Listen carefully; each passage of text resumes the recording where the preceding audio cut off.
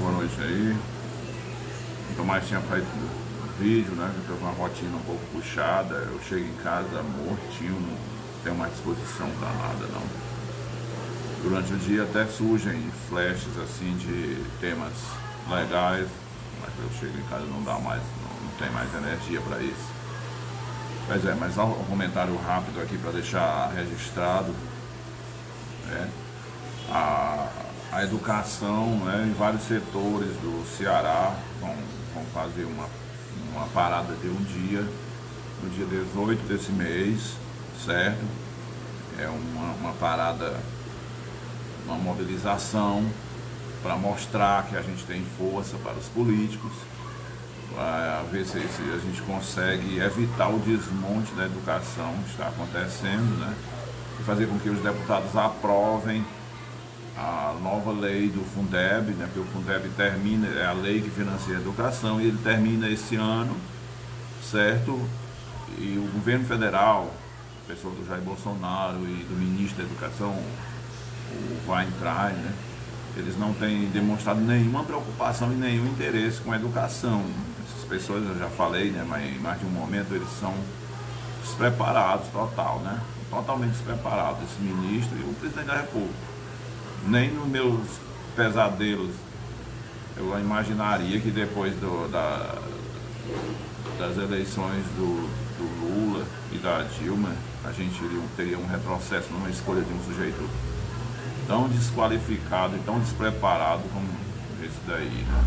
Parece até que eu estou dentro de um pesadelo até hoje, certo? Aí quanto à educação, o que pode acontecer é que se ele não aprovar o Fundeb, na renovação do Fundeb, o novo Fundeb, aí mais da metade dos valores que são destinados pelo orçamento federal para a educação dos estados e dos municípios não vão vir.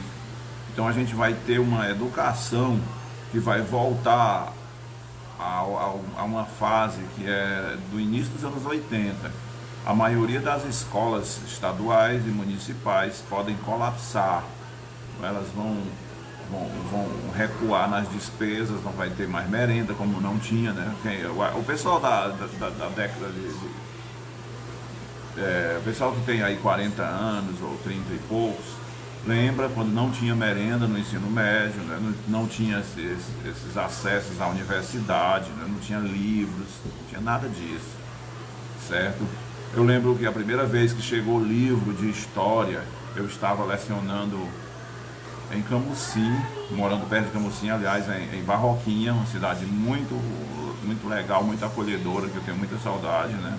Morei lá, depois que eu fui aprovado para ser professor efetivo do estado do Ceará, e chegou o caminhão carregado de livros de história. E só tinha um motorista e um entregador, né, um peão para descarregar o caminhão, e eles pediram ajuda, porque senão ia demorar muito e tal, e eu fiquei tão eufórico, porque era no dia do meu planejamento, eu arregacei as mangas e passei a noite toda, né, de 6 horas da tarde até umas 8h30, 9 horas da noite, descarregando esse caminhão com os livros. Isso é uma conquista. Estou dando o exemplo da minha vida para falar dessa conquista. Com o fim do Fundeb, isso aí vai acabar, cara. Não vai ter mais merenda, não vai ter mais livro, não vai ter... Até a porcentagem do Fundeb que é usado para gastar com os salários dos professores, isso vai acabar, certo? Então o Weintraub e o Bolsonaro, eles veem na educação, a educação para esses dois homens é uma espécie de câncer do Brasil, na cabeça do analfabeto, da pessoa perversa, de índole má, pessoa tola, não é? Teórico da conspiração, que é o guru deste governo, que é o Olavo de Carvalho, né? Os educadores do Brasil são doutrinadores e o Brasil vive no socialismo, o Brasil vive no comunismo. Desde o fim da ditadura militar, o comunismo se instalou no Brasil, na cabeça desse retardado, que é o guru do nosso presidente da República e desse ministro, e de muitas dessas figuras que acompanham esse governo sórdido, certo? Então, se o dinheiro da educação for cortado, será um colapso. Além de outras mudanças que eles querem fazer, né? Estão pautando aí a nível de Ceará, cortar as horas de planejamento que o professor tem, né? Tem direito, quem tem 200 horas, tem um dia da semana para se dedicar a planejar as aulas durante o expediente de trabalho, certo? Para planejar, corrigir provas, elaborar atividades, planejar as aulas da semana ou do mês, né? Ele faz isso que a gente chama de horário de planejamento. Eles querem tirar isso para economizar. Aí o professor fazer isso em casa, no momento do seu lazer com a sua família e tal. Eu mesmo faço, né? O planejamento ainda não é o bastante. Eu tenho que fazer em casa essas atividades, algumas delas, certo? E eles estão querendo também, além de tudo isso, né? Tá em pauta pelo Paulo Guedes, o ministro da Fazenda, Paulo Guedes, que é um cretino, né? É um canalha despreparado, é um desalmado, ele não tem ética. Um sujeito que na juventude trabalhou para um regime como foi o chileno, que eliminou 30 mil adversários políticos, e o cara estava lá trabalhando no gabinete do Pinochet, certo? Assessorando os economistas do Pinochet. Uma pessoa dessa não tem ética, cara. Não tem moral, não tem ética, não tem respeito pela vida humana, não tem respeito pela família, não tem respeito pelos cristãos, por ninguém. O Deus desse homem é o dinheiro. Deus é o dinheiro do Paulo Guedes, certo? Aí esse sujeito, este monstro moral, né? Quer dizer, monstro moral, uma pessoa que não tem moral, é um sociopata, né? A pessoa que faz isso, cara, que trabalha para um governo assassino, como foi o governo chileno, na época da ditadura do Chile, não merece o respeito nem a consideração de ninguém. Por mais que justifique ele acreditar no sistema de governo que ele acredita, no neoliberalismo, quem tem moral, quem tem vergonha na cara, quem é cristão, quem ama o próximo, não se alia a um governo assassino, que tem as mãos sujas de sangue, como foi o governo chileno. Pois é, aí o Paulo Guedes está tendo a ideia, além da reforma da Previdência, que prejudicou toda a classe média, né, do funcionalismo público. Quem ganha, as pessoas só vão entender quando ficarem velhas, né, forem se aposentar, forem buscar a Previdência Social na idade de se aposentar e ver que tem 5 anos a mais para trabalhar, né? Na iniciativa privada ou funcionário público. E no caso do funcionário público, o cara que por exemplo, o cara que é professor, como é o meu caso, o cara ganha 4 mil reais, certo? Ele vai ser aposentado com a média do salário dele. Então ele iniciou a carreira ganhando 1.000, vamos imaginar, né? Não lembro quanto eu comecei ganhando, mas era por aí. R$ 1.000. Aí você ganha hoje 4. Quanto é a média? Quantos anos você passou ganhando 1.000? Né? Depois foi para 2.000, né? Depois chegou a 3, aí eles tiram a média. Então, de um salário que eu contribuo com uma alíquota de 4.000, eu vou me aposentar ganhando, estourando, né? No máximo 2.000. Minha renda cai na metade. Tendo eu contribuído com 4. Aí serve para iniciativa privada também, certo? Aí está de fora, né? Eles deixaram de fora os políticos, né?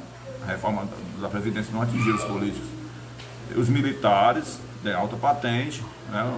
Os militares de baixa patente são os pobres coitados aí também, como a gente, e os policiais militares aí também, né? A gente está vendo aí os caras ganhando menos de R$ 3.000 para ser polícia militar no Ceará, que fizeram essa subordinação em Sobral, né? Crime, né, que eles fizeram, né? Mas é fruto um pouco do desespero, né, de alguns daqueles homens que se deixaram manipular por canalhas que estão dentro da Polícia Militar fazendo política com um revólver na cintura, né? Tem até deputado aí, tem um que é candidato a prefeito e tudo mais, né, que está usando a polícia para subir na vida, na política, fazendo política usando uma corporação armada, treinada para matar, para agir na sociedade. Isso é um perigo muito grande. como o perigo que é também as igrejas evangélicas, né? Eu já falei várias vezes, mas vou reforçar brevemente aqui o perigo que é uma igreja, a igreja evangélica. Para você ter uma ideia da dimensão do problema, eu estava assistindo essa entrevista no 247 com esse senhor aqui, né? Vocês podem ver aí, entrevista com o jornalista Gilberto Nascimento. Aí ele está lançando um livro, o nome do livro é O Reino, sobre o Edir Macedo, como a Igreja Universal enriqueceu, né, e como ela se tornou um império de proporções mundiais, certo? Espalhado pelo Brasil, pela América Latina, pela África e até em alguns países da Europa. Se tornou um império de proporções mundiais, ele se tornou um bilionário, um dos homens mais ricos do mundo, usando Deus, usando Jesus, usando a palavra de Deus, certo? Então essa igreja, o PT hoje, o Partido dos Trabalhadores, eles têm 50 deputados federais, certo? PT tem 50. A Igreja Universal tem 30, cara. Aí uma igreja tem 30 deputados.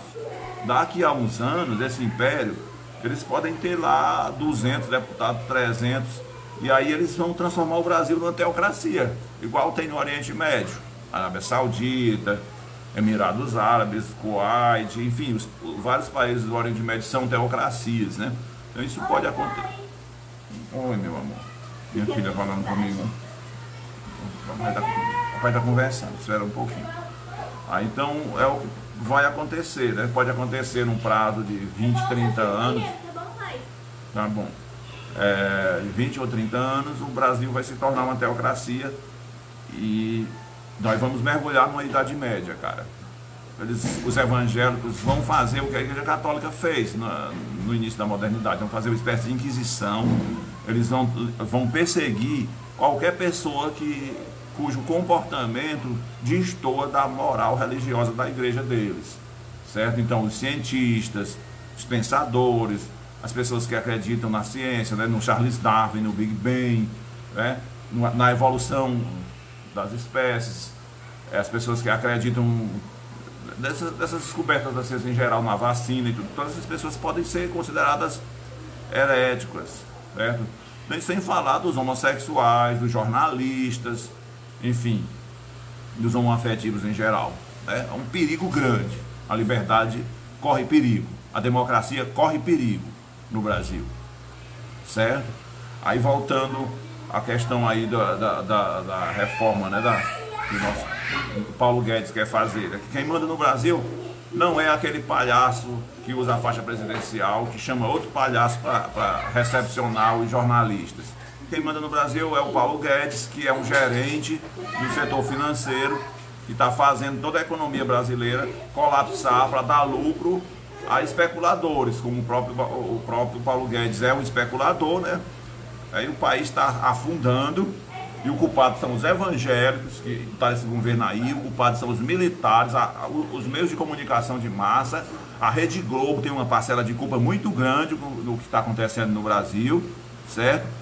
Na elevação do bolsonarismo, que se voltou contra ela, mas nessa parte aí foi bem feito o que aconteceu, é bem feito, o bolsonarismo ter se voltado contra a Rede Globo, uma força sórdida, demoníaca, que fugiu ao controle, certo? É o estouro de boiada, a Globo não controlou, ela demonizou a esquerda, né, junto com a classe dos jornalistas de direita do Brasil, né, o Reinaldo Azevedo, o Boris Casoy, esse pessoal aí os canais de televisão todos em geral, eles resolveram, cansados de perder as eleições, eles resolveram,